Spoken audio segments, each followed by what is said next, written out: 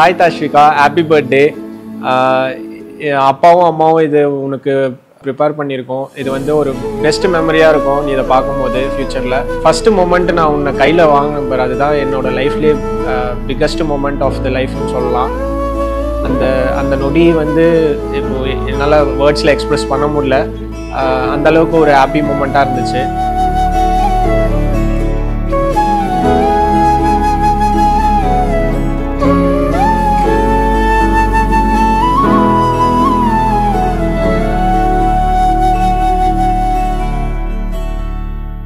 பொண்ணு வேணும்னு ரொம்ப ஆசைப்பட்டு எனக்கு ரொம்ப கஷ்டமே கொடுக்காம ஈஸியாக என் லைஃப்பில் வந்துட்டேன். நீ வந்ததுக்கப்புறம் எங்கள் லைஃப்பில் நிறைய சேஞ்சஸ். உன்னோட ஸ்மைல் எனக்கு அது ரொம்ப பிடிக்கும்.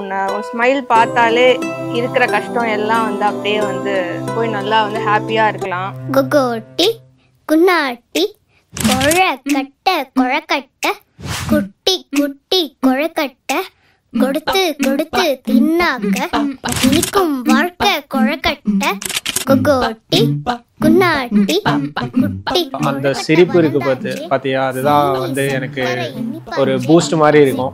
குருவி குடும்பத்தில கொட்டும் மருவி கலந்தாச்சு குகோட்டி குன்னாட்டி.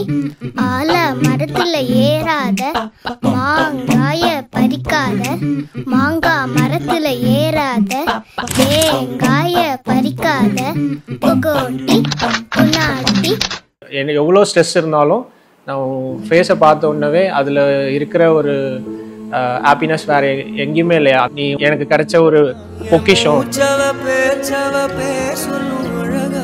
எனக்குள்ள கலக்குற ஆக்சிஜன் யாரவ நூத்துக்கு நூறவதா என்னவளா ஒரலையவ கலையவ அழகிய நிலவவ நிழலிலும் தொலிக்கிற நிரந்தர ஒளியவ சரியவ தவறவ சிரிக்கிற சிரிப்புக்கு அவதான் காரணமா.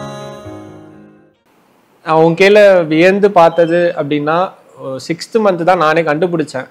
ஆரிரோ ஃப்ரம் தெய்வ திருமகள் அந்த பாட்டில் அது அப்பாக்காகவே இது பண்ணது. அந்த பாட்டு போட்டாலே நீ அந்தளவு ஒரு ரெஸ்பான்ஸ் பண்ணுவ, ஒரு சிரிப்பை, சாப்பிடலன்னா சாப்பிடுவ. உங்கள் அப்பா பிறந்தப்போ எவ்வளோ சந்தோஷப்பட்டனோ அது மாதிரி 100 மடங்கு நீ பிறந்தப்போ கையில் வாங்கும்போது ரொம்ப சந்தோஷமாக இருந்தது. அந்த சந்தோஷத்தை எப்படி சொல்கிறதுன்னு தெரியல. உலகமே என் கையில் வந்து இறங்கின மாதிரி இருந்தது. லைக்ல அதுலேயே ஒரு பிக்கஸ்ட் என்ன சொல்கிறது பாசம் தெரியுது. முன்னம் ஒரு சொந்தம் வந்து மழையானதே,